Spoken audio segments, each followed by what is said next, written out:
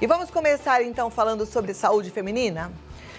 Menstruação, algo que faz parte das nossas vidas durante muito tempo, né? Muita gente tem um desconforto enorme, outras passam muito bem e outras decidiram nem menstruar. A gente vai falar sobre isso, sobre o fluxo irregular, sobre dores, né? O desconforto que muitas têm e para saber até que ponto as oscilações são normais e quando podem ser sintomas de algum problema maior. Eu converso agora com a ginecologista e obstetra e sexóloga Aline Ambrosio. Doutora Aline, seja muito bem-vinda. Como vai você? Como vai, Cláudia? É um prazer estar aqui com vocês. O prazer é nosso. Muito obrigada pelo seu tempo. E que bom que a gente vai poder aprender um pouco mais contigo. Apesar da gente falar sobre um assunto que é tão nosso, que é tão íntimo, às vezes a gente não tem a informação correta, né? Sim, com certeza. É muito importante buscar a informação em fontes seguras.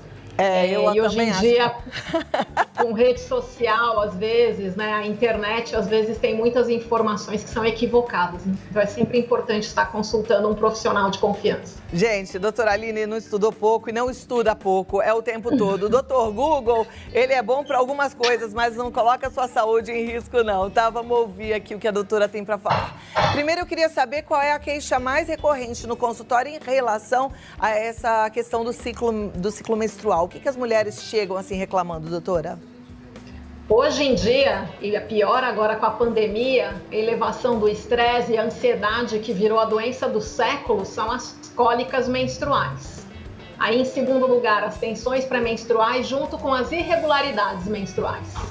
Cólica menstrual tem a ver com estresse? Tem a ver com estresse e tem a ver com o aumento da incidência de uma doença que ainda é pouco diagnosticada, que é a endometriose. Posso falar um pouquinho dela? Seria muito bom, inclusive para as pessoas entenderem a dificuldade desse diagnóstico, né? Sim, a endometriose, ela é uma doença na qual a camada interna do útero, que menstrua todos os meses, ela passa a se implantar fora do útero. E quando o endométrio, que é o nome dessa camada, ele responde aos hormônios, né, produzidos pelo nosso corpo, os hormônios femininos, e ele descama todo mês pelo útero, ele vai sangrar também e descamar naquela localização imprópria. Então ele pode se implantar na cápsula do ovário, ele pode se implantar perto do intestino, pode se implantar na bexiga, em casos mais raros pode até se implantar no tórax, no cérebro, em outras localidades. Ela é basicamente uma doença de causa imunológica, a gente ainda não sabe todas as causas dela, mas ela está extremamente relacionada à inflamação do corpo. E o estresse e a ansiedade são as coisas que mais nos inflamam e propiciam o aparecimento de todas as doenças. Então, a endometriose ela vem crescendo numa escala gigantesca agora no século XXI. A outra coisa que tem feito a elevação da endometriose ocorrer nessas últimas gerações é que as mulheres retardam a sua primeira gestação. E diferente do que foi a minha avó, as nossas bisavós, as mulheres hoje têm uma prole mais restrita. Ficam grávidas uma vez só, 2 vezes no máximo. E a doença, ela continua se propagando geralmente tanto pelo estresse quanto pelo fluxo menstrual. Então, um dos tratamentos primários da doença é a gente bloquear a menstruação. E como hoje está na moda a gente voltar a menstruar, que era diferente de alguns anos atrás, a maior parte das mulheres se empoderando do seu corpo, estão querendo ter as sensações do corpo e menstruar e não usar métodos hormonais que bloqueiam o ciclo natural, vai ser natural a elevação da ocorrência dessa doença também. Bom, tá? E a gente já conversou, desculpa, eu ia falar só que a gente já conversou algumas vezes aqui no programa e essa é uma doença que, inclusive, ela incapacita a mulher muitas vezes para o trabalho, né? De tanta cólica que ela tem. Mas pode continuar, doutora. Além dela incapacitar pela cólica e cair muito a qualidade de vida, tem mulher até que fica com medo de menstruar, que muitas vezes leva essa mulher a ficar acamada ou necessitar de um atendimento hospitalar para sedar a dor. É uma doença que pode ir produzindo uma inflamação intensa na pelve e formando cicatrizes ao longo dos anos. E com isso, levando à infertilidade, ela acompanha quase 40% dos casais que têm alguma dificuldade de engravidar, por distorção das trompas, até o bloqueio e a obstrução das trompas, e também pelo efeito inflamatório que ela causa, dificultando a fecundação e até a implantação do ovo no útero. E em casos mais graves, pode chegar até a obstrução intestinal. Então, é um diagnóstico que a gente precisa, sim, excluir e tratar de forma adequada. Puxa vida, mas ao mesmo tempo eu me lembro que no começo da nossa conversa aqui hoje, você já falou que o diagnóstico é super complicado, né? E eu mesma sei, por conversar com bastante médicos, que são poucos os radiologistas especialistas nessa descoberta da endometriose, não é verdade? Tem lugares Sim. que nem existe ninguém que possa fazer a detecção da doença. É que a ultrassonografia convencional, ela não vai fazer o diagnóstico de forma adequada. É necessário que seja feita uma ultrassonografia com leve preparo do intestino. E o ultrassom, que é o padrão ouro para o diagnóstico, ele tem que ser feito por um profissional muito bem treinado, pois é um método completamente operador dependente. Não basta você me trazer as fotos da ultrassonografia, eu fico presa no laudo. E aí o segundo exame que é usado para o diagnóstico da endometriose é a ressonância nuclear magnética. Essa sim, se você tiver um bom treino, você como clínico no consultório, para fazer a leitura das chapas, a gente pode fazer o diagnóstico não necessitando do laudo direto do colega. Ok, bom, já que a gente parou na endometriose, eu sinto que esse assunto é importante. Meninas, em casa, a gente está falando da cólica que talvez você até minimize, que sua filha não aguente, que ela se contorça de dor e você acha que tudo bem, que é normal. Não, e cada vez mais frequente. Então, a gente volta, doutora, e eu quero falar sobre como é que a gente trata a endometriose. Aí a gente passa para os outros assuntos ligados à menstruação, combinado? Ok. 2 o minutinhos primeiro só. tratamento... Me dá 2 minutinhos só e eu já volto aqui, tá? Aí a gente parte daí, né? Vamos falar sobre tratamento. Se você quiser ligar para uma amiga nesse momento, liga. Se você não tiver ninguém... Depois essa entrevista vai ficar no YouTube, tá? E é importante a gente propagar esse tipo de informação, porque é assim que a gente ajuda uma grande parte das mulheres, tá? Vamos voltar aqui com a doutora Aline Ambrosio. Doutora Aline... você já tinha dito que uma das formas mais eficazes é bloquear a menstruação, mas existem outros tratamentos para lidar com a endometriose? Sim, Cláudia. A gente começa o tratamento com a cirurgia, na grande maioria dos casos, até para se ter uma amostra do tecido e fazer o diagnóstico corretamente.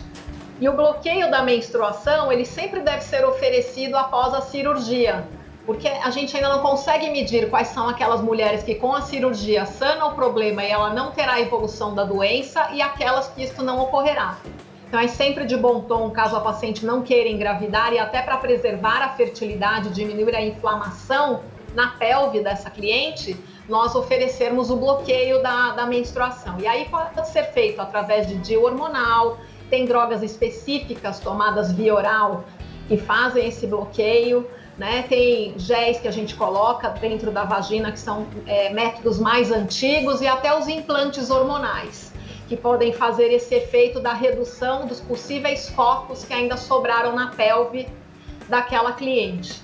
Então, esses seriam geralmente os tratamentos oferecidos para endometriose. Perfeito. Agora, não é só esse o motivo de cólica ou de menstruação irregular nas mulheres, né? Quais são os outros principais motivos? Dentro das cólicas ainda existem uma doença à parte da endometriose, que é a adenomiose, que é quando você tem esses implantes dentro da musculatura, que além de deixar o útero maior em termos de volume, ele causa bastante cólica. A outra doença que é prevalente, mas não necessariamente ela vai causar somente cólica... Desculpa te cortar, eu não entendi. Esses implantes dentro da musculatura? Que implantes seriam Dentro da musculatura do útero. A parte interna do endométrio que menstrua, ao invés de implantar fora do útero, ela implanta no meio do músculo. Ah, tá. É porque você falou de implante hormonal, a gente não tá falando de implante... Não, a gente tá falando de um implante natural da mulher, é isso? Uma implantação... Isso, exatamente. Dos óvulos. Daquela camadinha que deveria estar só na cavidade, menstruando todo mês e se preparando para receber ali o bebê, né? Tá. Então ela implanta na musculatura e todo mês ela vai inchar e sangrar no meio da musculatura, causando a inflamação e as cólicas. E aí isso é fácil de resolver? Isso geralmente o tratamento final é com a retirada do útero, tá. Mas a gente faz o bloqueio hormonal ou o uso dos DIUs hormonais, que fazem também ou a redução do fluxo ou a redução da cólica. A outra causa muito frequente de cólica e até de irregularidades no fluxo menstrual é o mioma, que é prevalente. Ele está entre 30% até 35% das mulheres. E são tumores benignos, é uma raridade ele virar um tumor maligno, um câncer, é extremamente raro, mas são tumores benignos que vão se formando na musculatura do órgão, fazendo com que o útero aumente em volume e com isso vai aumentar a cavidade, sendo uma das causas então das irregularidades menstruais, dando hemorragias, mas ele pode crescer para fora do útero, causando compressão nos órgãos vizinhos, dificultando o esvaziamento da bexiga, dificultando o esvaziamento do intestino e até sendo causa de cólicas menstruais também. E os miomas, dependendo da localização, assim como também a endometriose que a gente não referiu, pode ser uma das causas das dores nas relações sexuais. Porque às vezes, quando o útero contrai durante a relação sexual, ou dependendo da alteração anatômica do órgão, ele pode causar esse desconforto, levando à queda da qualidade da saúde sexual. E o tratamento para os miomas seria a retirada do mioma ou tem uma outra forma de lidar? Não, hoje em dia a gente usa algumas técnicas, ou através de medicamentos hormonais, as embolizações, que é igual o cateterismo do coração, a gente faz o cateterismo do útero e bloqueia as artérias que nutrem os miomas, que vai fazer com que o mioma necrose, né, que ele tenha um sofrimento do tecido por falta de nutrição, e ele vai reduzir de tamanho. E tem as injeções que bloqueiam o eixo hormonal, que antigamente também eram muito usadas para endometriose, hoje um pouco menos, que vão fazer às vezes o mioma reduzir de tamanho, até para poder facilitar a cirurgia ou para evitar a cirurgia, principalmente naquelas pacientes que são ainda tentantes em engravidar. Porque a cirurgia que tira só os miomas tem o risco de você acabar perdendo o órgão na cirurgia, nas conservadoras. E quem ainda não tem a prole constituída, a gente tende a evitar as cirurgias, a não serem miomas muito grandes. Certeza. Bom, eu vou deixar uma pergunta aqui no ar. Vou convidar você que está em casa para mandar sua pergunta também, viu? Minha amiga telespectadora, manda sua dúvida no 11 950 45 18 40. Esse é o nosso WhatsApp. Agora, doutora Aline, a endometriose é de difícil diagnóstico. Mioma é de diagnóstico fácil, é simples, porque tem muita mulher por esse Brasil que não consegue nem marcar uma consulta no ginecologista. Mas sente muita cólica, menstrua demais, tem muito sangramento. O que elas precisam fazer? Qual é o exame que vai mostrar que é o mioma?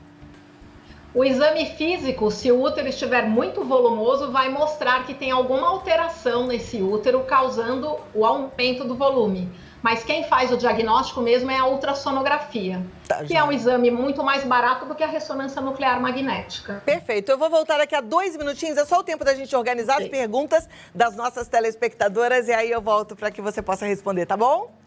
Perfeito. Obrigada. Bom papo, né, gente? Tudo que envolve aí o nosso corpo, a gente precisa saber. A gente tem que conhecer bem o funcionamento dele para cuidar de forma direitinha, assim, com muito carinho. Doutora Aline Ambrosio, vamos lá. Temos perguntas já. Eu deixei pergunta no ar? Não, né? Ela respondeu a pergunta, né, que eu fiz, ou eu deixei alguma pergunta no ar? Ela respondeu, então tá bom. A gente tem perguntas já das nossas telespectadoras. Eu vou pedir para a produção já colocar na tela. Você que ainda não mandou, manda que dá tempo no 11 950 45 18 40. Mas a primeira é da Tânia. Ela é de Três Lagoas, no Mato Grosso do Sul. Ela diz: uso medicamentos anticoagulantes. Isso pode afetar a menstruação? Ou uma coisa não tem nada a ver com a outra? Depende da dose, Tânia. Se você estiver fazendo uso de um anticoagulante, que a gente chama de anticoagulação plena, isso pode aumentar sim o fluxo menstrual, inclusive levar ao aparecimento daqueles coágulos, aquelas pelotas de sangue, e às vezes até acompanhado pela famosa cólica menstrual. Então sim, pode. Tá joia. Vamos lá para a próxima pergunta. É bom prestar atenção que vai ajudando todo mundo, hein? Camila de Cerqueira César, em São Paulo. Tomar remédio para não menstruar pode causar problemas futuros? Geralmente as medicações que a gente usa para bloquear a menstruação são métodos hormonais. Os estudos mesmo de população acompanhadas a longo prazo têm mostrado que traz benefício. Por exemplo, o uso de pílula de longo prazo tem mostrado até a redução de doenças relacionadas a tumor de intestino, doenças relacionadas ao endométrio e ao ovário. E a elevação do câncer de mama, que era um grande medo quando a gente faz esse bloqueio hormonal, não mostrou uma elevação substancial dessa chance. Então é bem seguro a gente fazer uso das medicações hormonais, sim, a longo prazo. Boa notícia, né? Aí eu já vou emendar aqui porque o assunto é parecido. Então, reposição hormonal, porque também é um hormônio, né, que a pessoa vai tomar, pode não ser tão perigoso como a gente achava para o câncer de mama? Então, os anticoncepcionais que a gente usa para o bloqueio da ovulação na mulher que ainda menstrua são diferentes do que a gente usa hoje na mulher na pós-menopausa, no climatério. Então, a gente vai estar falando de classes de hormônios diferentes, apesar de ter o mesmo nome. O que a gente tem de notícias dos trabalhos mais recentes é que a terapia hormonal feita com hormônios similares ao que o nosso corpo produz, e não como eram os antigos, que a gente tomava hormônios de égua, né? Eram hormônios sintéticos. Esses sim aumentavam o risco das doenças do coração, né, de câncer de mama, mas a terapia da mulher na pós-menopausa, feita pela pele, via transdérmica, não oral, praticamente não aumenta o risco de câncer de mama. Tem até alguns trabalhos sugerindo a redução do câncer de mama, proteção para o osso, que vocês falaram aí com o uso do magnésio, né? Proteção do osso, que a osteoporose aumenta na mulher pós-menopausa, proteção das doenças do coração, que também aumentam na mulher pós-menopausa. Então, é diferente a composição do que a gente usa numa faixa etária e da outra. Muito Perfeito. bom que você falou nisso, Cláudia, que a gente precisa mudar de novo e quebrar esse paradigma antigo dos trabalhos do início dos anos 2000. Nossa, porque é tão reconfortante, gente, quando você entra no climatério, na menopausa e faz reposição hormonal, é uma vida antes e outra depois, viu, minhas amigas? Então, realmente busque conversar com o médico que esteja atualizado. Ouviu agora a doutora Aline, maravilhosa. Aliás, a telemedicina tá aí para vocês consultar com médicos de ponta como a doutora Aline, tá? Próxima pergunta já vai para a tela, é da Indianara, de Paranavaí, no Paraná. Ela diz, tenho mioma há alguns anos e o médico disse que não precisava operar, mas tenho sentido muitas cólicas menstruais. Devo mexer no mioma ou não? Primeiro lugar, Indianara, a gente precisa ver se você ainda quer engravidar ou não. Porque dependendo da localização do mioma, como a gente comentou, o risco de você perder o órgão não é desprezível.